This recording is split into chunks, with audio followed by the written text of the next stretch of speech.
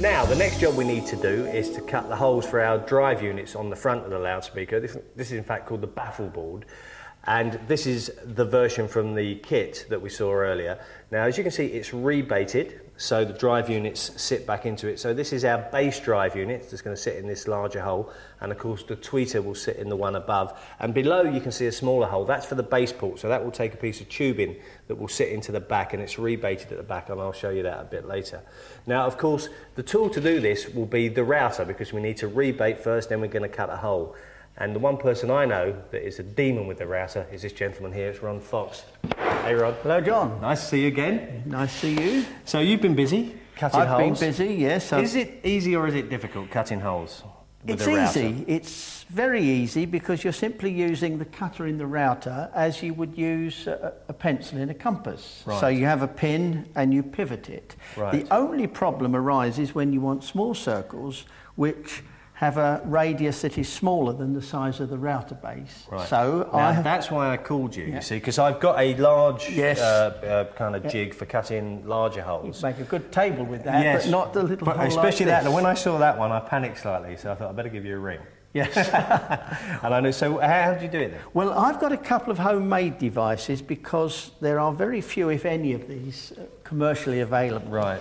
And all I've got is a base plate that is slotted, that slides backwards and forwards with a pin in it, and that pin enables you, if you want to put the centre of the circle underneath the router base. Right. For this first one, it's just a bit beyond the router base. Yes, because we're making... So we drill a hole for the pin, we drop the pin in the hole, switch the router on and plunge it, and pivot it in an anti-clockwise direction, just as if it was a pencil in a compass. Wow, and it's that simple. Yep. Now this one is set up for us to cut that rebate. You've already done this here for the smaller hole for the tweeter at the top of the speaker. Okay, so that is set with quite a large cutter there, isn't it? Yes. So that one sweep of that will give us our rebate. Yes. And will you use that same cutter to cut the rest of the hole? It's more convenient if you're cutting all the way through to use a narrow cutter because it saves strain on the router, the cutter and everything else. So we will use a narrower cutter. Right, we'll actually use in that smaller router. Smaller router for convenience. Okay, now we've clamped it to a piece of sacrificial timber. Yes. You've drilled your 6mm hole, which is going to take the pin on the jig. Yes. But I did notice that underneath that you stuck a piece of double-sided tape. Yeah, that's right. Why did you do that? Well, because when we cut the inner circle, we're going to go right through the MDF. And when we do, we don't want that middle piece to be loose and bounce around and possibly spoil the cut. So that tape will hold it in position while we cut right through. We then remove this, and that's our scrap in the middle. So it doesn't tell you that in the instructions. So that's one of Ron's tips, everybody. Are we ready to go then, Ron? We are ready to go. Oh, okay. Look at that.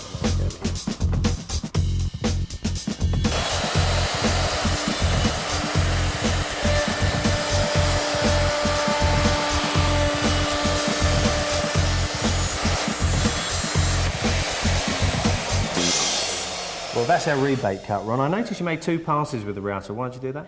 Materials like MDF, but even more so with chipboard, you get the pressure on the 2 outside faces. So the top little bit of each surface is denser than the middle of it. Okay. So you can get through that and then go deeper. Right. And you've got a clean cut in the first pass. Okay. Now that's 2 tips we've had from Ron today. No more tips, Ron. You're giving too much away here.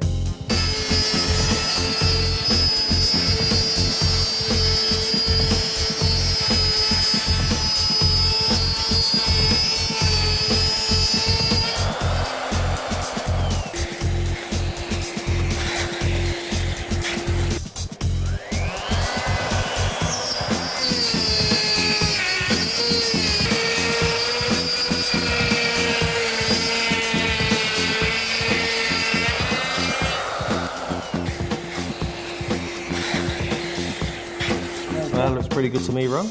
Proof of the pudding? Yes. Confident about this? Yes, there we go. And the tape holds Look at that, the tape holds it in there. And that's our... So it's a little bit whiskery around there, isn't it? We just clean that up with abrasive. With a little bit of glass paper. And then, but of course, the proof of the pudding, Ron, really, is to see whether our drive unit fits in there. This is our base unit. And of course, it does absolutely perfectly. And we've left a little bit of play just around the circumference of the drive unit because our cabinets are going to be spray painted. So that's just to accommodate accommodate that build-up of paint there. Yeah. So that's brilliant. Well, that's our front of our cabinets done. There's the two that we've cut. There's our holes. Before you go, I need 2 more holes cut, if that's okay. Right. And they're for these pieces of timber here. Yes. Just need two more holes in these pieces of timber. Right. Is that okay? Yes. I'll just show you what they're for. So this piece of MDF rod is there. You can see it on the front elevation of the loudspeaker. That's the side elevation there. And basically what this hole does is allow the bass frequencies to travel down into the bottom of the cabinet, which gives us our bass response. Right. So if you would be so kind, before you leave us today, could you cut me a couple of holes to that yeah, size? with pleasure. Well, that's lovely. Thank you very much. Right, there okay then. Get on with that. Yep. Thanks, Ron. Whilst Ron gets on with that, we're going to take a short break. When we come back, I will be assembling the cabinets, and then they will be going off to the spray shop to be painted. We'll see you in a couple of minutes. Don't go away. Component parts for one of the loudspeakers, all routed and ready to be assembled. I'm going to use a waterproof PVA glue for this. The reason being is that we found when they're spray painted, the waterproof PVA seems to be better. Also, I'm going to contradict myself slightly because, you know, I bang on about not putting too much glue in the joints because it gets squeezed out and then you end up spending ages cleaning it off. Well, one of the fundamental principles about speaker cabinet design is that all the joints have to be airtight. So you can put on as much glue as you like. I know we're going to have to clean it up afterwards, but the important thing here, we want to make these joints nice and airtight. So let's get gluing.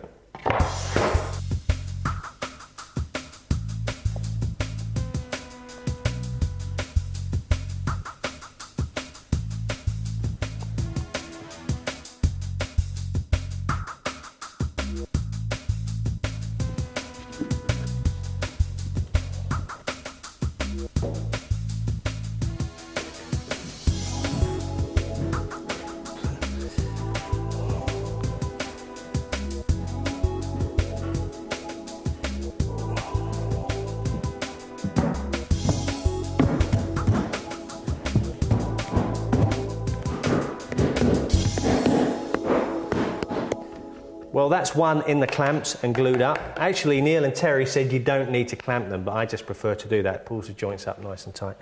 Going to leave that in there for a couple of hours. I'm going to put the other one together in just a minute. When they're dry, what we're going to do is spend a bit of time sanding them down, put an MDF sealer on first, give them a good sanding, put the sealer on again, give it another sanding, fill any holes that might be there, and then give it a coat of primer, sand that down, and then send them off to my mate Rob, who's going to spray them a beautiful blue colour.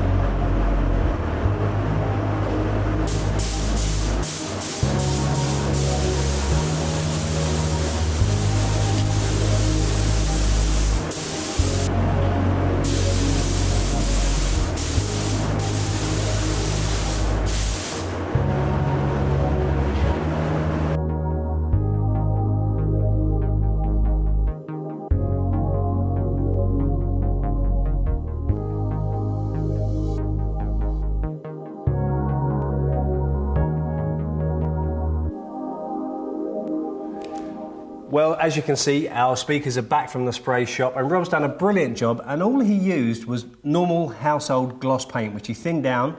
He's only given it one coat and he's ended up creating this beautiful hard gloss finish, almost like a piano black, except it's piano blue in our case. So the cabinets look superb, and if I come around here to this one, I finished this off already, and as you can see, it's got the grill in place, which cover the drive units, and if I just pull it off, there you can see, we've got our base pulled in, 2 drive units are in place, and the grill is really easy. It's just a piece of 18mm MDF that's been cut out, and I've run a bull nose around it, and then this cloth that comes with the kit just sticks on, and there's these little spikes on the back that fit into the corresponding holes. Couldn't be easier. And what I'm going to do now is wire this one up.